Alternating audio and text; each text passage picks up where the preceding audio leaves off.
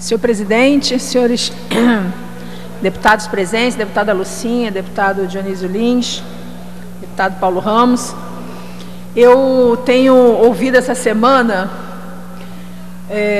vários parlamentares virem aqui na tribuna falar sobre a Rio+20. E, na verdade, eu estava observando o debate que está sendo feito e tentando fazer um paralelo entre o debate que nós estamos fazendo aqui na casa, que eu estou ouvindo aqui na casa, e aquilo que eu vejo lá fora. A visão que eu vejo lá fora sobre a Rio+20, tanto da grande imprensa, dos setores médios da população, mas também tentando refletir um pouco a situação, digamos assim, das populações do estado do Rio de Janeiro, das comunidades, dos moradores, das regiões aonde se concretiza a tal da política, em tese, autossustentável, né? Porque eu acho que, assim, nós podemos falar muita coisa, nós podemos levantar muitas teses, inclusive na Rio+20, o debate central, pelo que eu tenho percebido, pelo que eu tenho lido na internet, na imprensa, o debate central é a economia verde versus um modelo de desenvolvimento, né, autossustentável. E eu acho que é uma grande besteira esse debate. Grande besteira em que sentido? No sentido de que o que é importante não é a nomenclatura que se dá às coisas, mas é o que de efetivo existe por trás dessas nomenclaturas, o que de política pública, e o que de política, inclusive do setor privado, existe por trás dessas nomenclaturas. Vamos olhar que a economia verde, na verdade colocada aí pelos movimentos sociais, uma grande farsa, porque é um setor do capital tentando se apropriar do verde para justificar ações que são as mesmas antes deles serem verdes, quando eles ainda eram rosa-choque, ou quando eles ainda eram cinza, né? Enfim, que é o que eles continuam sendo. O lucro, independente se a produção desse lucro vai agredir o homem, vai agredir a natureza, vai agredir o futuro das novas gerações, enfim, não interessa, interessa é o lucro, né? E a questão do modelo autossustentável, que é politicamente correta, é isso que nós queremos. Agora, tem muita gente, muitos governos dizendo que estão produzindo política autossustentável, e por trás dessa produção de política autossustentável, o que a gente vê não é a sustentabilidade, o que a gente vê é a agressão, como é o caso do governo do Rio de Janeiro. Nós estamos aqui no Rio durante a semana da Rio+20, e até simbolicamente, eu acho que é um detalhe, mas eu gostaria de falar, que está até no Jornal Dia hoje, levantaram esse aspecto, até simbolicamente existe o politicamente incorreto na Rio+20. Por exemplo, o Dia está dizendo que toda alimentação que está sendo consumida lá no fórum da Rio+20, ao invés de ser uma alimentação natural, livre de agrotóxicos, uma alimentação do ponto de vista nutricional correta, uma alimentação produzida a partir da agricultura familiar, não, é hambúrguer, é cachorro-quente, é pizza, né, é comida aquilo, enfim, é cafezinho, é refrigerante, é aquilo que a gente, o lixo alimentar que já é produzido mesmo e que é enfiado goela abaixo das pessoas, né? E então, assim, até simbolicamente a Rio+20 ela não se sustenta. Os carros eu me lembro que na Eco 92 era estudante ainda. Na Eco 92 tinha toda uma preocupação com a coleta de lixo, toda uma preocupação, os carros não eram carros movidos a gasolina, eram a álcool e tal. Bom, apesar que naquela época também descobriram que o lixo era separado e depois era levado para o lixão de Gramacho. Mas enfim, tinha preocupação. Agora não. Agora a mobilidade da cidade está comprometida porque fizeram corredores exclusivos para as autoridades, né? E ao mesmo tempo todos os carros movidos a gasolina. Pode falar, isso é uma grande besteira, é verdade, é uma grande besteira, eu estou falando isso é uma grande besteira, mas eu estou querendo falar do símbolo das coisas, porque a mesma preocupação que não se tem com a parte simbólica, não se tem também naquilo que deveria estar por trás de um modelo sustentável, autossustentável. Eu fico vendo, as autoridades irão descer no aeroporto do Galeão, né? Porque o Galeão é mais seguro e tal, então tomarão seus carros movidos a gasolina, virão pelas faixas que estão pré-determinadas para eles, atrapalhando todo o trânsito da cidade, e vão fazer o que os ecologistas, os ambientalistas chamam de turismo tóxico. Por que turismo tóxico? Porque eles vão sair lá do fundão, né?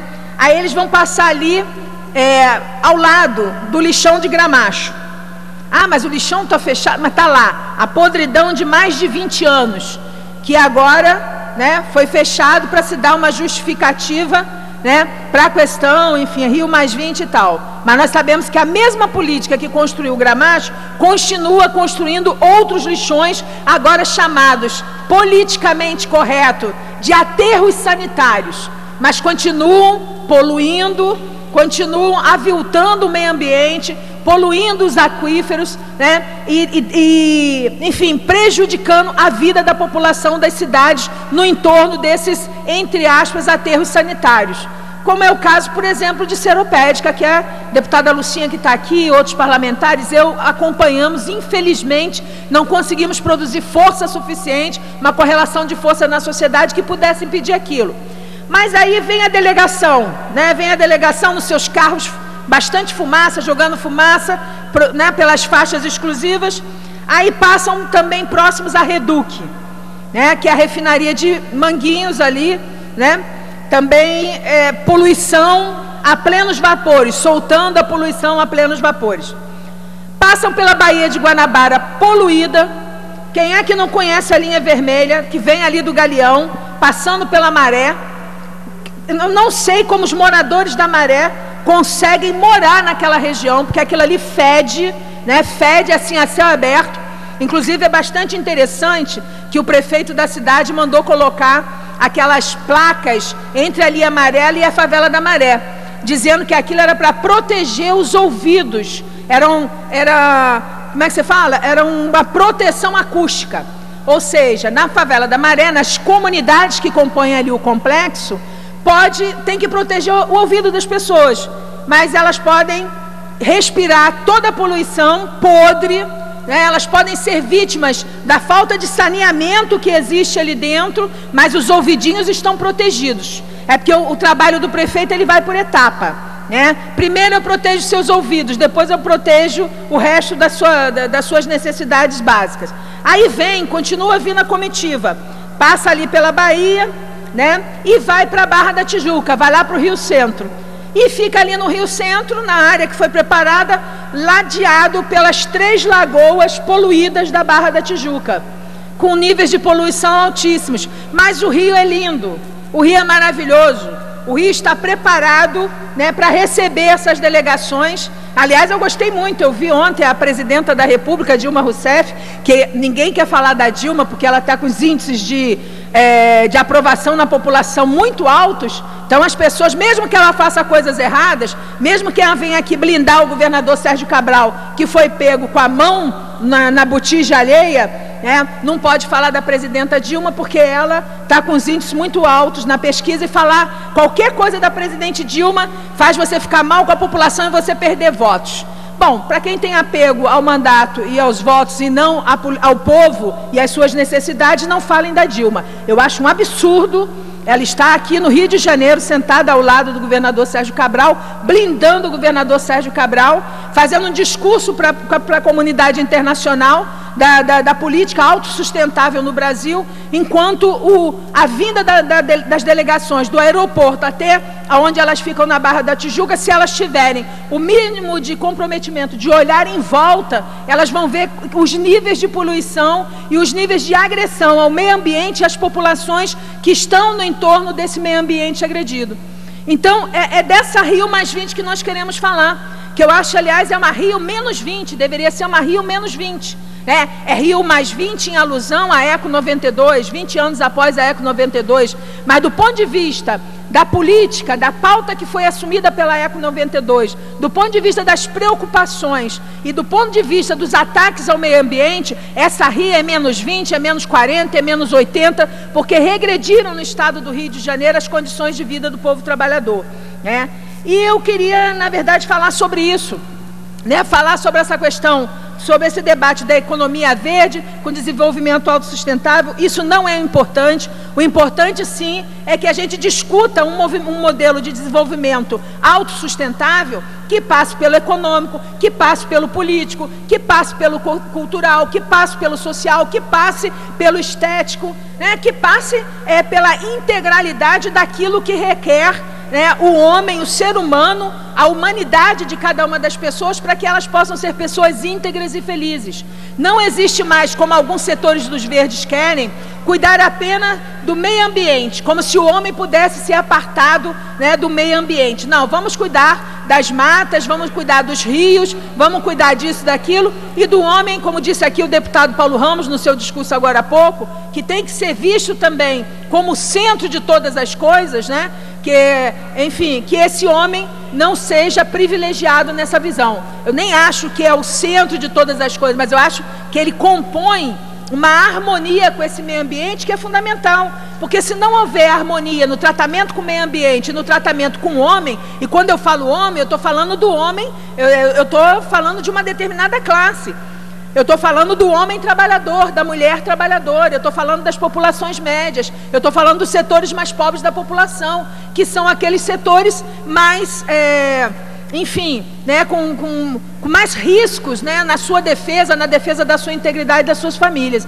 Então, eu queria dizer aqui, né, que eu não tenho nenhuma saudação especial a fazer a Rio mais 20. Que a saudação especial que eu tenho a fazer aqui é com vários setores dos movimentos sociais, né, que apesar de muitos deles também servirem de chapa branca, de quinta coluna desses governos que compõem essa política, dentro ali dessa movimentação que está sendo feita no aterro do Flamengo, em outros pontos da cidade, né, da cúpula dos povos, existem setores de movimentos sociais que realmente estão dando seu sangue, estão dando seu esforço, as suas horas, os seus dias, para defender as populações, para defender o meio ambiente do nosso estado. Eu quero fazer uma saudação aqui nessa Rio menos 20 a esses movimentos sociais que estão lá na TK-CSA lutando, né, para impedir que a população ali do entorno e do nosso estado sejam tão prejudicadas como estão sendo, aqueles que estão ali em toda a Costa Verde, defendendo a Costa Verde que vem sendo dizimada